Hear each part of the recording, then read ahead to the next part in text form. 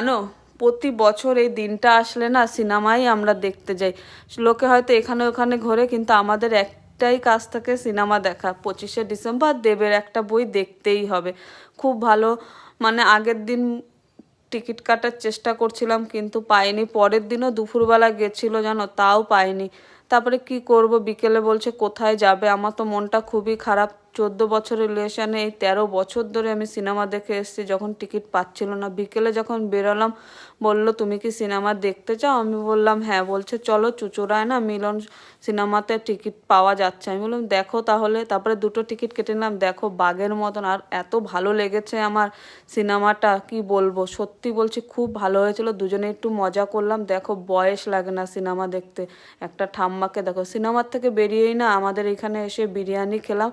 আর 25শে December মিও আমরে বন্ধ হয়ে যাচ্ছে, তাও দেখো আমার কেক খাওয়া বন্ধ নেই। বাড়ি এসে দেখে বৌদি গিফট দিয়ে